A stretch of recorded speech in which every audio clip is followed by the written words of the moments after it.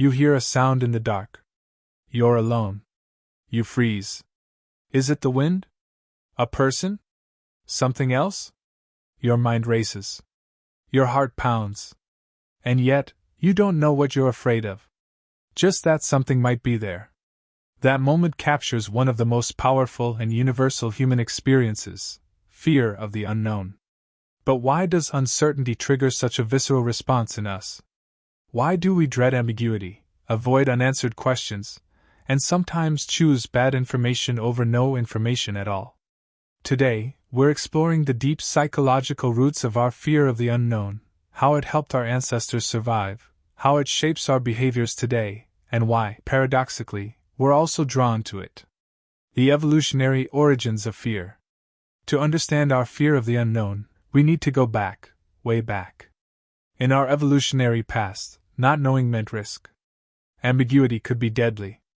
If you heard rustling in the bushes, assuming it was a predator, even if it wasn't, was safer than standing around to find out. Over time, natural selection favored the cautious. The ones who feared potential threats, real or imagined, were more likely to survive and pass on their genes. This hypervigilance toward uncertainty became hardwired into the human brain. It's a protective mechanism. When we don't know what's coming, our mind fills in the blanks, usually with the worst-case scenario. That's why fear of the unknown isn't irrational. It's ancient. It's primal. And in many cases, it served us well. But in the modern world, it can hold us back. Uncertainty and the brain. Let's talk neuroscience. When we face uncertainty, our amygdala, the brain's fear center, kicks into gear.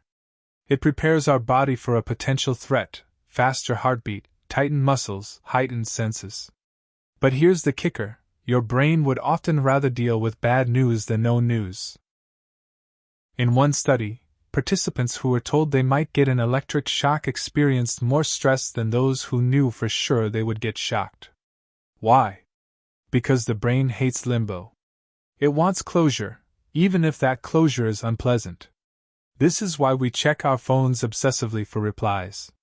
Why we catastrophize when someone is typing for too long.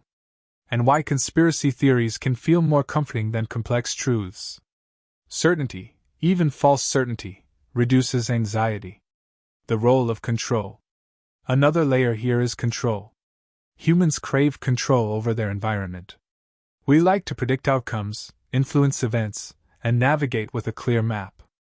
But the unknown removes that control. It introduces randomness. Powerlessness. That's deeply uncomfortable. It's why people often stick with familiar discomforts, bad jobs, unhealthy relationships, unfulfilling habits, rather than take a risk into the unknown. Because even when we're unhappy, at least we know what to expect. The unknown feels like standing at the edge of a dark cave. Who knows what's inside? So we stay outside. We tell ourselves it's safer, even if we're stuck. Fear as a storytelling engine. Here's the twist: fear of the unknown doesn't just protect us. It also drives our imagination. Think about horror movies, ghost stories, myths and legends. They all tap into our fear of what we can't see or explain. Our minds are meaning-making machines. When we face gaps in knowledge, we fill them with monsters, with theories, with what-ifs. And this process, although sometimes terrifying, is also what fuels creativity, art, and storytelling. The unknown isn't just scary. It's compelling. That's why we slow down to look at accidents, why we click on unsolved mysteries, and why the scariest villains are the ones we know the least about.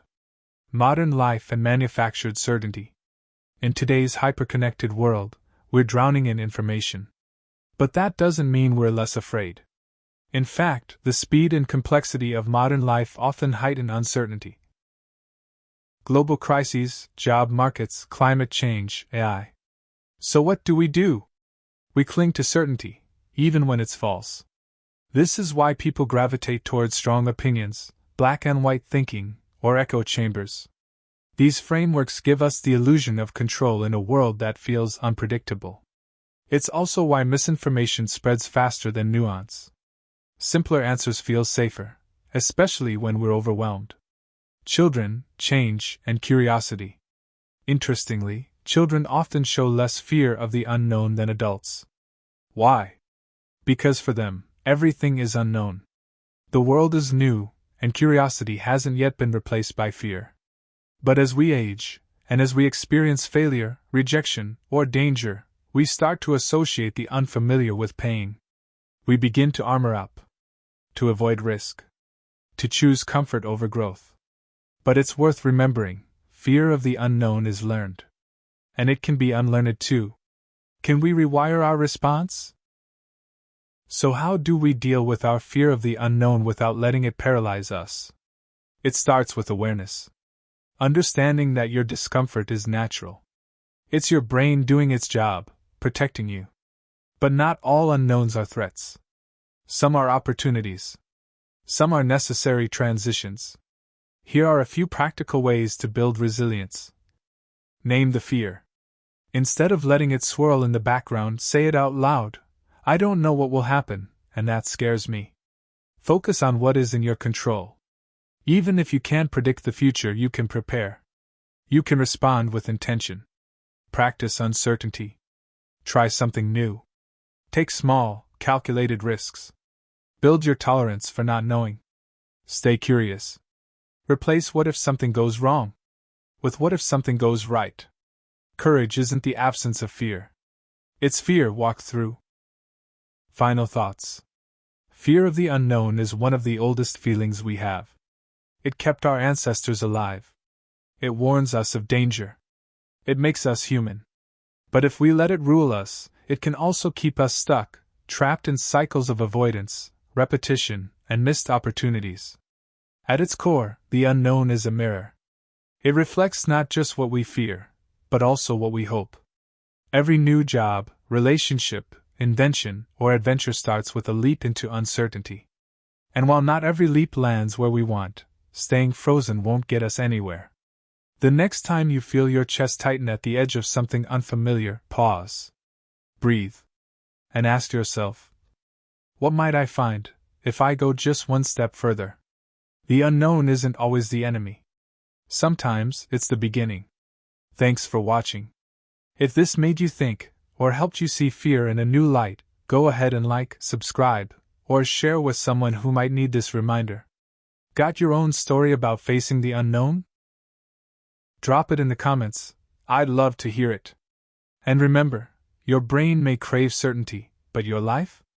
It's built in mystery. See you in the next one.